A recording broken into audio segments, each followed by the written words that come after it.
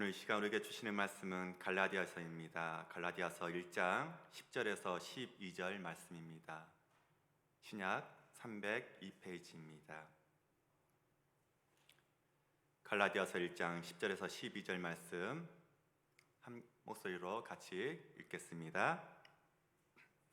이제 내가 사람들에게 좋게 하랴, 하나님께 좋게 하랴, 사람들에게 기쁨을 구하랴. 내가 지금까지 사람들의 기쁨을 구하였다면 그리스도의 종이 아니니라.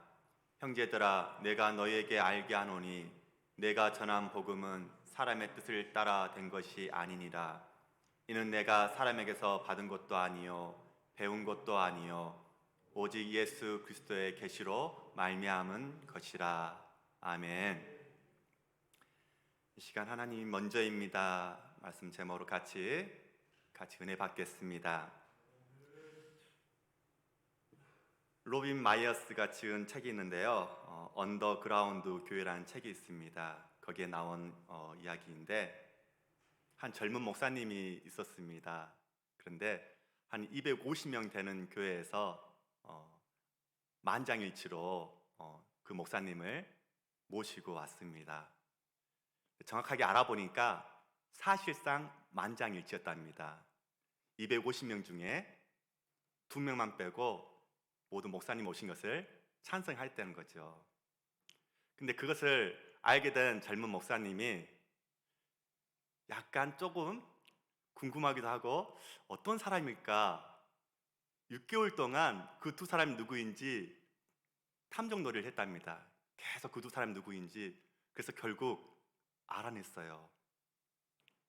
그래서 그 두 사람에게 너무너무 잘해줬답니다. 그런데 다시 재신임을 투표를 하는데 그 젊은 목사님이 사임을 하게 됐습니다. 반대 투표가 250명 중에 2명만 찬성이 된 겁니다. 결국 두 사람에게 집중하다 보니까 나머지 다른 성도님들을 전혀 관심을 두지 못했다는 것이죠. 두 사람만 좋아하다 보니까 다른 성도님들이 목사님이 좀 싫어졌나 봅니다. 두 사람만 편애했던 그 마음 때문에 마음이 다쳤고, 결국에는 그 젊은 목사님이 사임하게 됐습니다. 어쩌면 목사에게도 교회와 성도님들이 우상이 될 수 있습니다. 유기성 목사님이 우리는 서로 사랑하자의 그 말씀에서 이렇게 이야기합니다. 교인도 마찬가지입니다. 교인에게도 목사가 우상일 수가 있습니다 라고 이야기를 합니다. 그러면서 교회에다가 6개월 정도 쉬겠다고 이야기를 하니까, 안식년을 가진다고 이야기를 하니까 사람들이 말합니다. 목사님, 안식년을 가지면 교회가 괜찮을까요? 목사님이 안 계시면 우리가 누구에게 은혜를 받습니까? 그러자 유교선 목사님이 빨리 쉬어야 되겠구나, 빨리 안식년을 가져야 되겠구나, 주님이 왜 안식년을 가지려 하는지 이제야 알겠다, 정말 빨리 안식년을 가져야겠다고 추진했다고 합니다. 왜냐하면 교회와 또한 성도들이 목사를 거치지 않고도 얼마든지 주님과 친밀한 교제를 나눌 수 있어야 되는데, 여전히 보이는 사람에게, 환경에게 의존하고 있었던 것을 유기성 목사님이 보게 되었습니다. 진정으로 예수님이 주인이 되신 교회가 될 수 없다는 것을 알게 된 것이죠. 또 유기성 목사님이 젊은 전사님이 이야기를 합니다. 목회자 워크숍에서 만났는데, 목사님 24시간 동안 주님을 바라보고 영성 일기를 쓰면 그것으로 끝입니까? 라고 묻습니다. 그러자 아닙니다. 그 다음에는 우리를 훈련시키고 난 다음 순종까지 가야 됩니다. 그 다음이 순종입니다. 주님과 함께 계시는 확신이 우리 안에 생기면 그 다음에는 우리 주님이 우리에게 말씀하실 것입니다. 그러면 그때부터 그 말씀을 듣고 순종하는 것입니다 라고 이야기를 하십니다. 24시간 주님을 바라보는 성도, 교회, 우리를 준비시키고 우리가 준비되었을 때 주님께서 말씀하실 때 우리는 순종으로 나아가야 됩니다. 또 장로 수련회에서 유기선 목사님에게 말씀합니다. 목사님, 사랑으로 소문이 난 이 교회가 정말 사랑으로 뭉쳐야 된다고, 사랑으로 소문이 나야 된다고 이야기하는데 구체적으로 무슨 계획이 있습니까? 라고 유기선 목사님에게 말씀합니다. 질문합니다. 그러자 유기선 목사님이 말합니다. 만일 우리가 사랑으로 소문난 교회가 되기 위해서 무엇을 하기 시작하면 그것은 가짜입니다. 위선입니다. 자랑하려고 하는 것입니다. 그러면 오래 못 갑니다. 사람들에게 보이려고 하는 것이니까 우리가 할 일은 예수님과 온전히 하나 되는 것입니다. 예수님의 마음을 품고 사는 자녀로서 살아가야 됩니다. 주님이 무엇을 원하는지 온전히 주님을 바라봤을 때 그것을 그냥 느끼게 됩니다. 그래서 그 사랑을 우리가 세상 가운데 표현이 되고 흘러나오는 것입니다. 그래서 저게 사랑이구나 라고 느꼈을 때 이것이 주님께서 행하시는 것입니다. 그냥 주님의 마음을 가지고 살아가니까 그게 사랑이 흘러나온 것입니다 라고 이야기를 합니다. 그렇다면 오늘 우리 안에 오신 주님이 우리에게 무엇이라고 말씀하십니까? 하나님은 다른 어떤 것을 보는 것이 아니라 우리의 중심을 본다는 것을 알게 하십니다. 오늘 본문 갈라디아서 1장 10절을 같이 읽어볼까요? 이제 내가 사람들에게 좋게 하랴, 하나님께 좋게 하랴, 사람들에게 기쁨을 구하랴. 내가 지금까지 사람들의 기쁨을 구하였다면 그리스도의 종이 아니니라. 사람들에게 좋게 하랴, 하나님에게 좋게 하랴. 이 좋게 하랴는 헬라어로 페도라고 이야기를 합니다. 즉 권유하다라는 뜻을 지닌 동사인데요. 이 동사가 인격체를 나타내서 그 말의 역격과 함께 표현되면은 누구의 호의를 구하다, 승인을 구하다라는 뜻을 가지고 있습니다. 즉 이걸 풀이하면 사람들의 지지와 환심을 얻으려고 복음을 왜곡시킬 수 없다는 바울의 강한 의지를 여기에 보여주고 있습니다. 내가 사람들에게 좋게 하랴, 하나님에게 좋게 하랴. 누구에게 좋게 하겠느냐라고 강하게 지금 이야기하고 있습니다. 바울은 11절에 형제들이라고 이야기를 합니다. 그만큼 친한 사람들입니다. 이런 갈라디아 교인들에게 그들의 잘못에 대해서 솔직하게 지적하고 있습니다. 즉 복음을 전해 듣고 기뻐했던 그 갈라디아 교인들이 믿음을 저버리고 율법적인 생활을 한다는 것, 올바르지 못한 행동한 것을 그들에게 복음을 전해준 책임자로서 강하게 이야기하고 있습니다. 즉 우리가 말하는 지적질을 하고 있는 것이죠. 정작 바울에게 돌아온 것은 무엇인지 아십니까? 갈라디아 교인들이 내뱉은 그는 우리의 원수라고 이야기를 합니다. 비난합니다. 어떻습니까? 이처럼 다른 사람의 잘못을 지적해 준다는 것은 결코 쉬운 일이 아니지요. 더구나 지금까지 아주 좋은 인간관계를 맺고 있던 이웃과 형제들, 자매들, 그들과 지적을 통해서 원수가 되는 일도 서슴지 않아야 합니다. 우리는 이 복음 안에서 정말 힘든 일입니다. 하지만 바울도 이 일 때문에 상당히 고민했습니다. 하지만 결국 바울은 하나님의 뜻을 따라서 원수가 되을지언정 그들에게 이야기를 합니다. 바울의 이러한 태도에서 연상할 수 있는 히브리 단어가 있는데요. 리브라고 이야기를 합니다. 구약 선지자들에 있어서 아주 중요한 단어 리브. 이거는 다툰다라는 의미를 지니고 있습니다. 하나님의 보냄받은 선지자로서 필수적인 자격, 자신의 동족과도 다툴 수 있어야 한다는 이야기입니다. 즉 좋은 인간관계보다는 진리 그 자체를 최고의 가치로 여기는 자세를 이야기하고 있습니다. 아무리 살아가는 사람이라고 할지라도 그가 올바른 길에서 이탈하거나 진리에서 떠난다고 할 때 우리는 어떻게 해야 될까요? 우리의 자녀들이, 내가 아는 친척들이 진리에서, 복음에서 떠나고 있는 잘못된 길을 가고 있다면 우리는 어떻게 해야 될까요?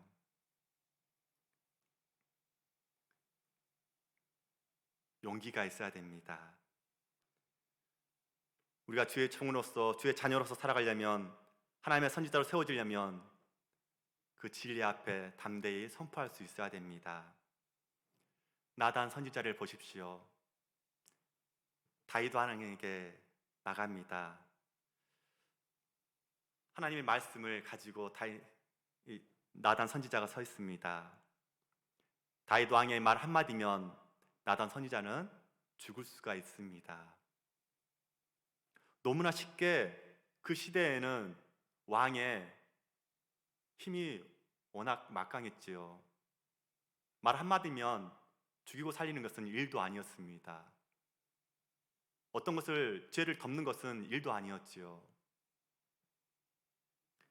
그럼에도 불구하고 나단 선지자가 다윗 왕 앞에 나갔습니다. 가서 담대하게 하나님의 말씀을 선포하며 회개를 촉구합니다. 이렇게 잘못했습니다로 끝나는 것이 아니라 잘못했으니 죄를 회개하십시오라까지 가게 됩니다. 그에게는 왕과의 좋은 관계를 맺는 것보다 죽음을 불사하더라도 하나님의 진리의 말씀을 선포하는 것이 무엇보다 중요하다고 생각하고 있었습니다. 오늘 본문의 갈라디아 성도들은 어떻습니까? 다른 사람의 마음에 들기를 바라는 마음이 있었던 것 같습니다. 즉, 인정받고 싶은 욕구가 있었습니다. 이 갈라디아 성도들은 다른 사람들이 나를 인정해 주었으면 하는 바람을 가지고 있었습니다. 이 갈라디아 성도들은 인정받고 싶은 욕구가 너무나 지나쳐서, 즉 진리를 판단할 수 있는 기준을 그들은 잃어버렸습니다. 이제 갈라디아 성도들은 그것이 진리냐 아니냐 이게 상관없이 나를 인정해 주느냐 아니냐에 따라서 그들이 행동하게 되었습니다. 갈라디아 성도들은 사람으로부터 인정받고 싶은 욕구가 하나님으로부터 인정받고 싶은 욕구보다 더욱더 커져버렸습니다. 즉 잘못된 길로 가고 있었습니다. 사람에게 인정받는 것은 영원하지 못합니다. 그러나 하나님에게 인정받는 것은 이 세상을 떠나서 하나님 앞에 갔을 때에도 분명히 유효한 것입니다. 사람을 기쁘게 한다고 해서 그 사람이 나의 생명을 구원하는 것이 아닙니다. 그러나 하나님 앞에서 믿음을 인정받으면 그 믿음 때문에 구원을 얻습니다. 아멘. 요즘 현대를 살아가는 전문가들이 이야기합니다. 사람들은 저 잘난 맛에 사는 것 같으면서도 실은 타인의 눈을 통하여 인정된 나를 갖고자 한다고 이야기를 합니다. 인싸하십니까? 아싸이십니까? 인싸이십니까? 많은 사람들이 인스타나 페이스북에 글을 올립니다. 왜 그럴까요? 관심을 가져달라고, 좋아요 한번 눌러주세요 라고 거기에 글을 올립니다. 자기 혼자만 보기 위해서 거기에 글을 올리는 걸까요? 아닙니다. 인정받고자 하는 마음 때문에 거기에 글을 올립니다. 어떻습니까? 아이들은 누구한테 인정받기를 원합니까? 부모로부터 인정받기를 원합니다. 학생들은 누구한테 인정받기를 원합니까? 선생님입니다. 그럼 남편은 누구에게 인정받기를 원할까요? 아내이죠. 아내분들, 남편분들 인정 좀 해주십시오. 그렇다면 아내들은 누구에게 인정받고 싶을까요? 남편이죠. 남편들도 아내를 인정해주고 사랑으로 더 보듬어주기를 원합니다. 작가 제리 브리지즈라는 사람이 넘치는 은혜 변화되는 삶의 책 내용 중에 흔히 우리는 다른 사람들이 어떻게 생각할까 두려워 그리스도 안에 있는 자유를 누리지 못합니다. 우리는 다른 사람들에 의해 판단받거나 그들의 입에 오르내리는 것이 무서워 어떤 것을 하거나 혹은 하지 않습니다. 그러나 그리스도 안에 있는 자유에 굳게 선다는 것은 다른 사람들의 생각을 두려워하는 것에서 벗어나는 것을 의미합니다. 다른 사람들의 눈치를 보고 계십니까? 이웃들의 눈치를 보고 계십니까? 제가 이제 여기 온 지도 벌써 5개월이 돼가나요? 처음에 와서 또 여러분들을 또 만나고 또 이름도 외우느라고 처음에는 다소 많이 헷갈리기도 했습니다. 특히 마스크를 쓰고 있으니까 특히 여자분들은 다 거기에서 거기 죄송합니다. 너무나 다 비슷비슷하게 생기셔서 누가 누군지를 모르겠더라고요. 그러면서 이름도 알아가고 조금씩 여러분들의 관계 속에서 이런 상황 저런 상황 이제 이야기를 들으면서 환경에 적응해 가는 과정 중에 이제 학생의 수련회를 준비하고 있었습니다. 12월 달부터 준비를 하고 있었습니다. 코로나 때문에 그래 조금 지나서 1월 초에 좀 괜찮겠지? 1월 중순, 1월 말쯤에 다시 한번 해볼까? 여러 가지 1박 2일, 2박 3일 여러 가지로 계속 준비를 하고 있었는데 계속 밀렸습니다. 코로나 때문도 있지만 어떻습니까? 이 시선 때문에 교회를 바라보는 많은 시선 때문에 행사를 할 수가 없었습니다. 사람들의 눈치, 또 교회에 대한 그런 이목 때문에 여러 가지 눈치를 제가 보게 되더라고요. 그리고 학생들의 눈치도 보게 됩니다. 자, 이거 있으면 하는데 어떻게 했니? 하고 질문하면 어떤 친구는 괜찮다고 하고 어떤 친구는 지금 코로나인데 이거 해도 되겠냐고 말합니다. 우리 자녀 중에 꼭 그렇게 이야기를 합니다. 아니 좀 같이 참관해 주면 좋을 텐데 오케이가 아니고 노를 하네요. 이런저런 교사 선생님들 눈치도 보면서 우리 교사 선생님 어떻게 생각하십니까? 당연히 저는 담임 목사님의 의견도 존중하고 여쭙고 묻습니다. 계속 미루다 보니까 이 눈치 저 눈치 보다 보니까 벌써 2월 말까지 오게 되었습니다. 그래서 결국에는 겨울 1일 수련회, 말이 1일 수련회지 겨울 1일 탐방을 하고 왔습니다. 선교지 탐방을.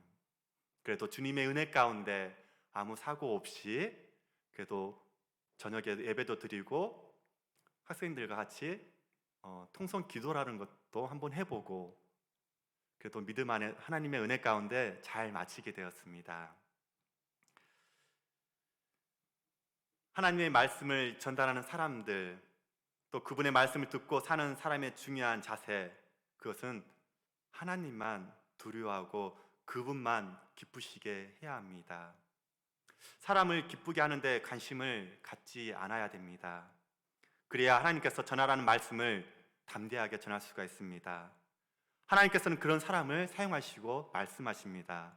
성경의 에레미야는 그것 때문에 큰 어려움을 당하지요.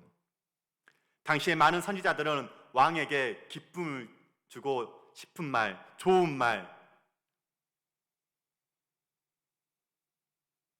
하나님의 말씀이 아니라 자기들의 생각을 통해서 왕에게 이야기를 했습니다. 그렇지만 이 에레미야는 하나님의 말씀을 전했습니다. 그래서 그는 어떻게 됐습니까? 고난과 역경으로 멸시받고 천시받았습니다. 즉 왕따가 됐지요. 그렇지만 그는 하나님만 두려워하는 사람이었습니다.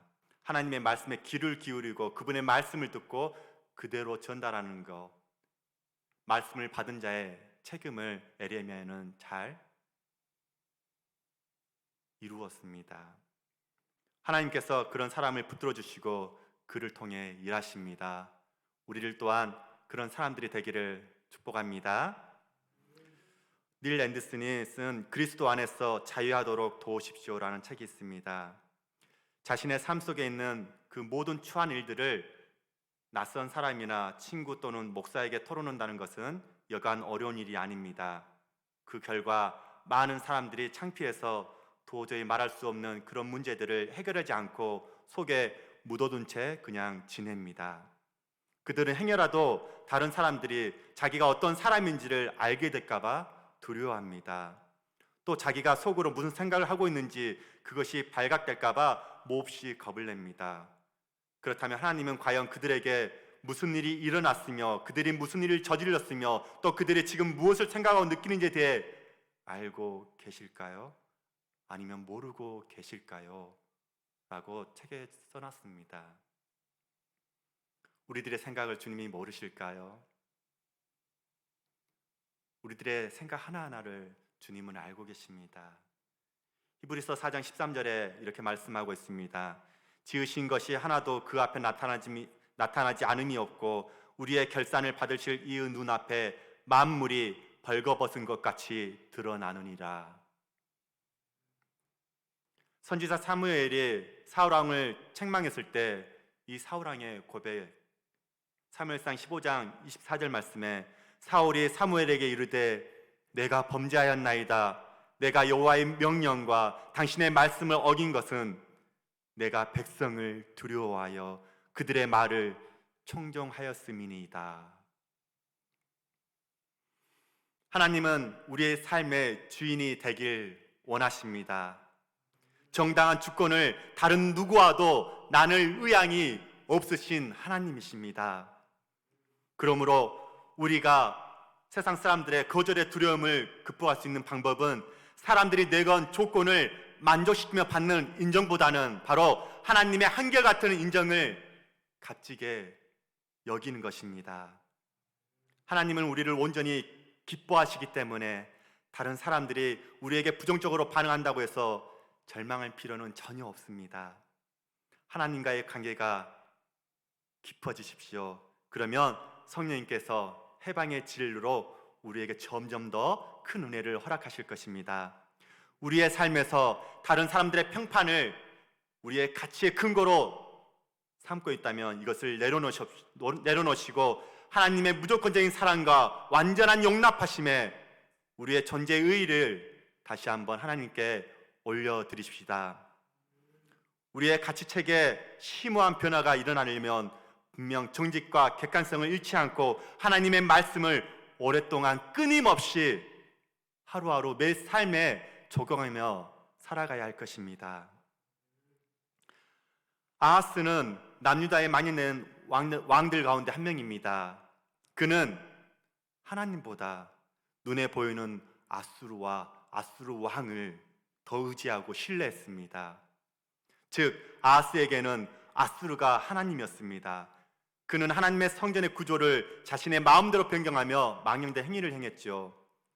제사장 우리아는 어떻습니까? 자신의 직분을 망각한 채 아하스가 시키는 대로 맹종합니다. 그는 하나님의 말씀에 진리편에 서지 않고 망령된 왕의 명령에만 아부하는 타락한 제사장이 되어버렸습니다. 우리아는 하나님을 기쁘시게 하는 제사장이 아니라 왕을 기쁘게 하는 타락한 제사장이 되어버렸습니다. 왜 우리는, 어떤 그리스도인들은 왜 주님을 기쁘시게 할 수가 없을까요? 그것은 그들이 하나님의 영광보다 사람의 영광을 더 사랑하기 때문입니다. 요한복음 12장 42절에서 43절 말씀 공동 번역서로 나와 있는 말씀입니다. 유다 지도자들 중에서도 예수를 믿는 사람들이 많았으나 바리사이파 사람들이 두려워서 예수 믿는다는 말을 드러내놓고 하지는 못하였다. 회당에서 쫓겨날까 겁이 났던 것이다.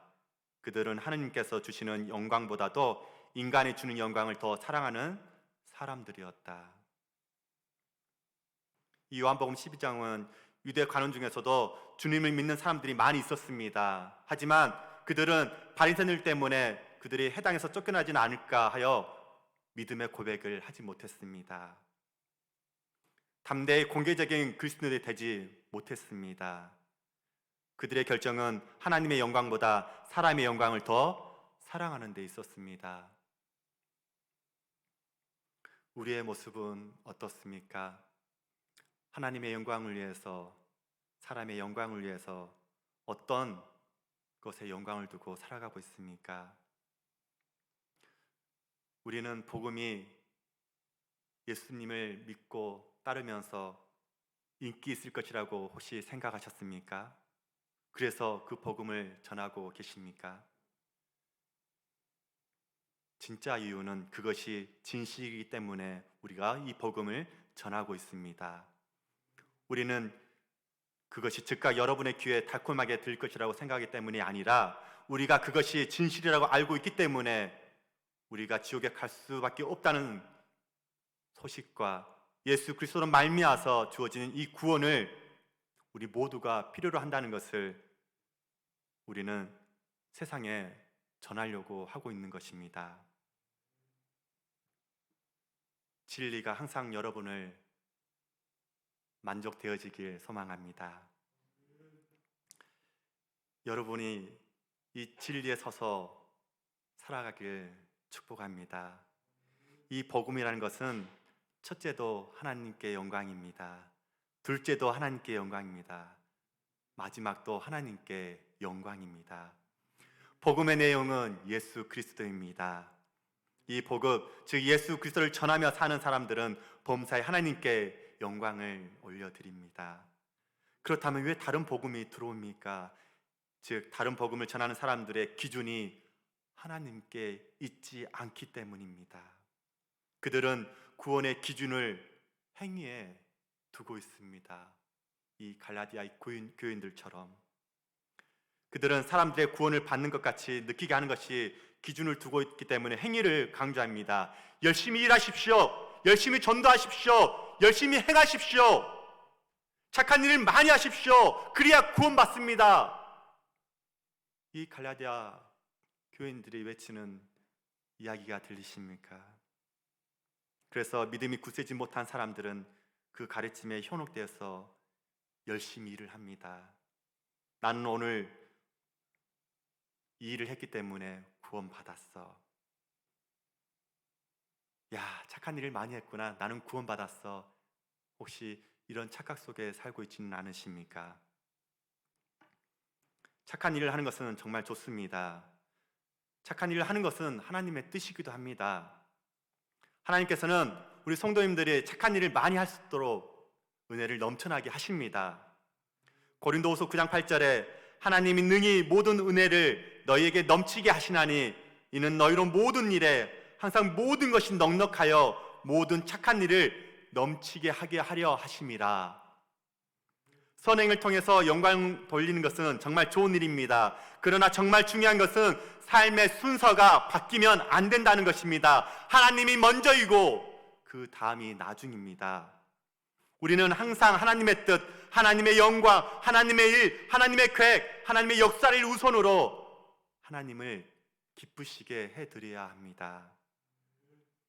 우리가 하나님께 좋게 할 때 하나님께서는 우리를 축복하시며 높여주십니다.